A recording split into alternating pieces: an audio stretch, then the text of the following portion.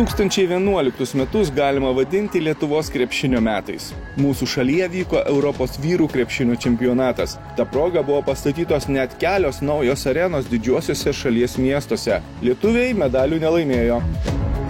Bet krepšinio reikalus pataisė 19-mečių rinktinė iškovojusi pasaulio čempionės titulą. Tarp žaidėjų buvo Jonas Valančiūnas, Edgaras Ulanovas, Arnas Butkevičius ir kiti talentingos 1992 metais gimusios kartos vaikinai.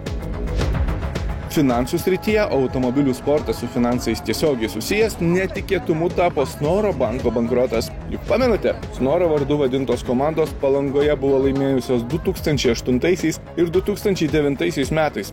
Visa tai liko tik istorija. Mūsų pasaulį prieš 13 metų paliko vienas garsiausių pastarojo šimtmečio žmonių – rašytojas, poetas, visuomenės veikėjas Justinas Marcinkevičius. Tarp jų ir supasi mano lopšys. Tais metais visuotinėme surašyme suskaičiuota, kad Lietuvoje gyveno 3 54 000 žmonių. Nuo tada oficialioje statistikoje mūsų jau mažiau negu 3 milijonai.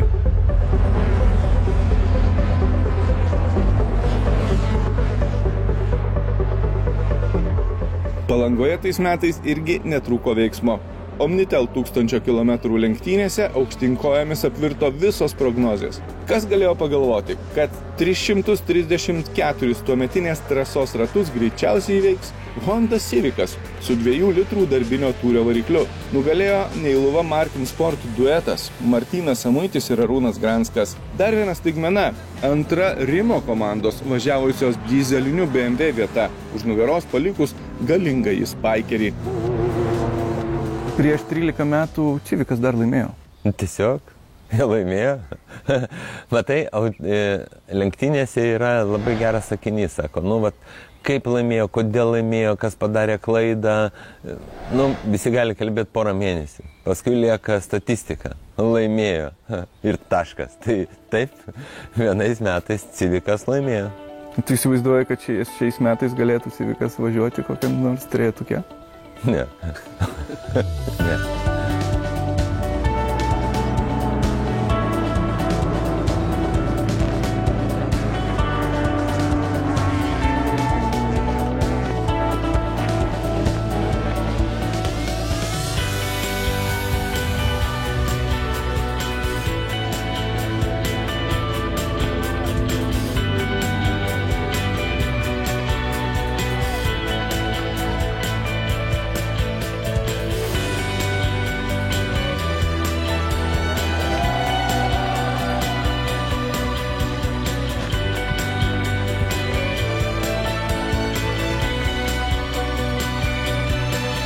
Aš prižadėjau, kad mes laimėsim.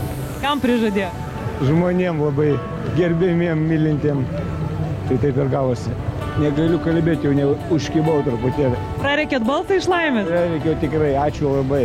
Vakar sakiau, kad 5 valandas bus sausa, 5 valandas lis. Teisingai? Kad taip visi prisišnekėtų. Ir sakiau, kad mes būsim tik pirmi, daugiau ne kitokie. Tai sveikinu labai. Nežinau, čia yra fantastika. Net neturiu žodžių.